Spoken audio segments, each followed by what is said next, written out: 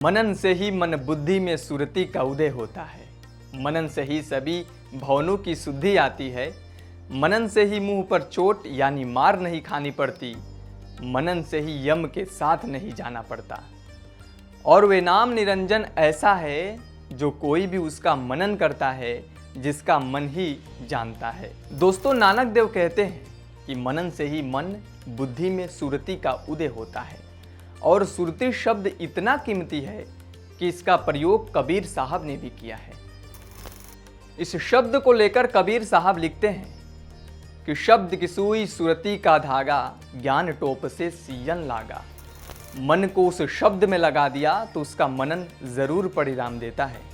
जैसे शब्द सुई का काम कर रहा है और सुई आगे आगे रास्ता बनाती है। दो कपड़ों के बीच में वे रास्ता बनाते चली जाती है। धागा उनके मध्य में जुड़ता है। धागा मध्य में पड़ा रहता है और कपड़ा एक प्रतीत होता है। जैसे ही धागा हट जाएगा वैसे ही कपड़े फटे नजर आएंगे। अर्थात दोस्तों, कुर्ते और पैजामे की सुंदरता तो उस धागे पर ही निर्भर है। ठीक ऐसे ही गुरु का शब्द सुई की तरह गढ़ता है और सुरति उसे समय समय पर याद करके ज्ञान रूपी टोप को तैयार करता है। यदि मनन को आपको और गहनता से समझना है तो आप कबीर साहब की एक और वाणी से समझ सकते हैं, जिसमें वे लिखते हैं कि गुरु प्रताप भई जा दीन से सुरति ना अंत चली है। अर्थात मन से ही स्मृति आती है, स्मरण आता है, जिससे सभी भवनों का रहस्य खुल जाता है।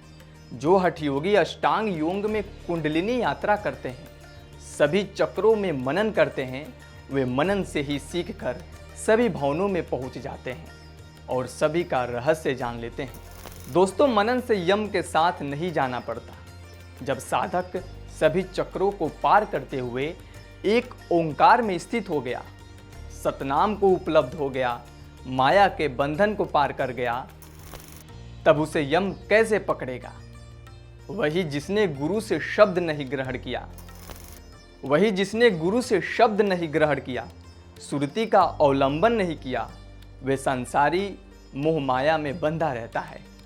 ऐसे व्यक्तियों के कर्म के हिसाब से चेहरा काला पड़ जाएगा और वे चिल्लाता रह जाएगा, बचा लो, लेकिन उसे बचाने के लिए कोई नहीं आएगा। दोस्तों, कहने का तात्पर्य यह है कि आपके कर्म ही आपके जीवन में मिलने वाले सुख और दुख का निर्धारण करते हैं, क्योंकि बुरा कर्म ही काला भैंस है और काला रंग ही वो यम है जो आपको मृत्यु के बाद अपने साथ ले जाता है।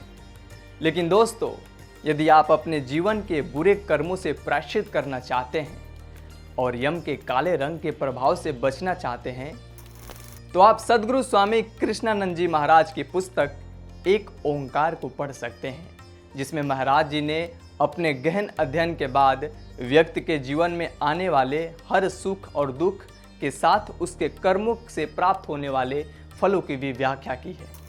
क्या सोचते हैं आप इस वीडियो को लेकर? कमेंट बॉक्स में हमें ज़रूर बताएं। और वीडियो पसंद आया हो तो इसे लाइक शेयर करने के साथ सद्गुरु धाम को सब्सक्राइब करना ना भूलें। धन्यवाद।